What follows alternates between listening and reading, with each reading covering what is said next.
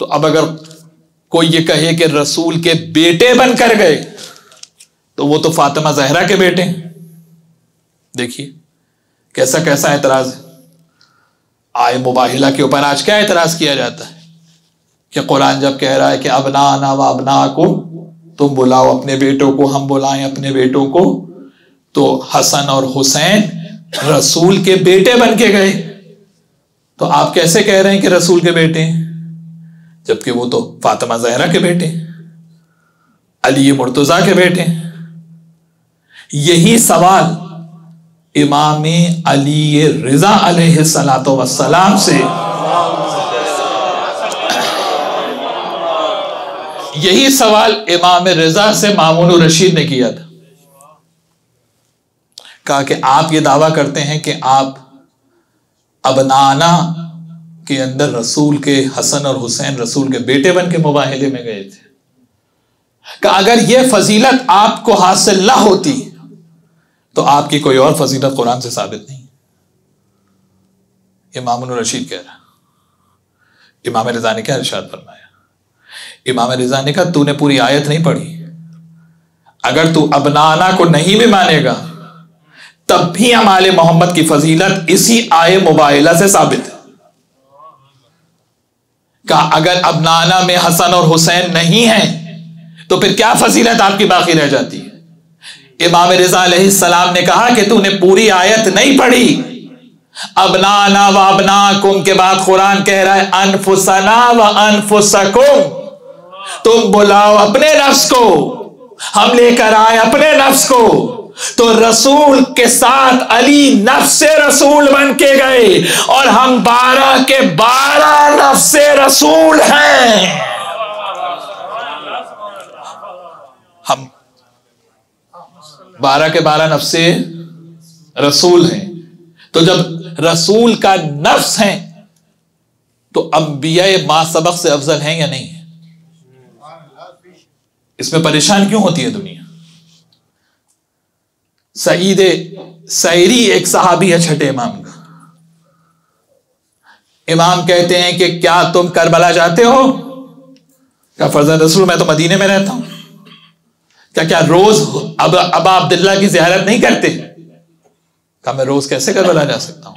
इमाम ने कहा आसमान के नीचे जाके बस एक मर्तबा कहो अस्सलामु अलैका यबना रसूलल्लाह,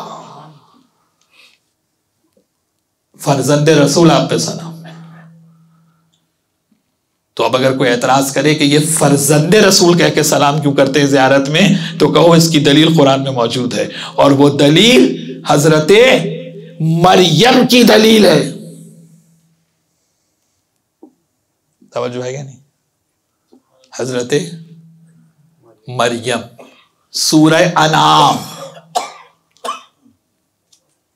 और ये दलील मुकद्दमा है आज जिक्र इमाम हुसैन कुरान हकीम में, ये आयत जो मैं पेश कर रहा हूं। और ये दलील भी इमाम रिजा ने दी। इमाम रिजा से जब तमाम उलमा उस जमाने के मौजूद थे दरबार में, जो मामून रशीद ने जिनको जमा किया था, तो कहा आप ये कैसे कहते हैं कि आप रसूल की औलाद हैं, फर्जंद रसूल हैं? एक दलील आए मुबाहिला हो गई, अब दूसरी दलील आ रही है। कहा आप कैसे कहते हैं कि आप रसूल के फर्जंद हैं? कहा तुमने कुरान नहीं पढ़ा? इमाम रिजा ने सूरह अनाम की वर्स नंबर 82, 83, 84 और 85 ये 4 आयतें तिलावत की सरकार इमाम रिजा ने, कि जहां पर ऐलान हो रहा है वहबना लहू इसहाक व याकूब कुल्लन हदैना व नूहन हदैनाहु मिन क़ब्ल व मिन ज़ुर्रियतिही, कि हमने हिदायत की याकूब की और इब्राहिम की ज़ुर्रियत की, औलाद इब्राहिम की।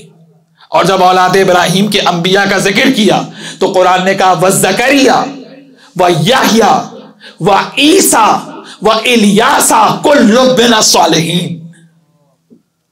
का उसमें ईसा है, इलियास है, याह्या है, ज़करिया है, और ये सब के सब हमारे साले बंदे थे। इमाम रिजा ने पूछा बताओ ईसा का बाप कौन है? ईसा का बाप कौन है? क्या ईसा की मां मरियम है। तो अल्लाह ने ईसा को औलादे इब्राहिम किसकी निस्बत से कहा है? तवज्जो है क्या नहीं है? देखिए जिक्र इमाम हुसैन कुरान हकीम में, यह है शान हुसैन इब्ने अली की। इस तरीके से कुरान बयान कर रहा है और इमाम रज़ा उसकी तफसीर कर रहे हैं। कैसे ईसा को इब्राहिम की औलाद कहा कुरान ने? सूरह अनाम की आयतों के अंदर वर्स नंबर 82 से और 85 और 86 कुरान खोलिए, नौजवान कुरान खोलें और देखें। मिसाल मैंने दे दी अबुल कासिम वाली। हाँ, अगर जहन को नहीं लगाएंगे, मजलिस को फॉर्मेलिटी बनाएंगे, तो फिर आपके पास चॉइस है कि आप सिर्फ अबुल कासिम के ये माना समझना चाहते हैं या कसीम जन्नत वन्नार वाले माना समझना चाहते हैं। समझो है कैसे हैं ईसा इब्राहिम की औलाद? इमाम ने कहा सुनो, अल्लाह ने ईसा की मां मरियम के सबब से ईसा को औलाद इब्राहिम कहा है, ईसा को इब्राहिम का बेटा कहा है। जिस तरह से मरियम की निस्बत से ईसा इब्राहिम की औलाद है, इसी तरह फातिमा ज़हरा की निस्बत से हम मोहम्मद मुस्तफा की औलाद, हम मोहम्मद मुस्तफा के बेटे, हम औलाद मोहम्मद मुस्तफा कि जहां पर मरकज़े शिफा है हुसैन इब्ने अली के साथ। आयात कुरानी को पढ़ें कि हुसैन इब्ने अली की जात पे किस तरह से कुरान बयान कर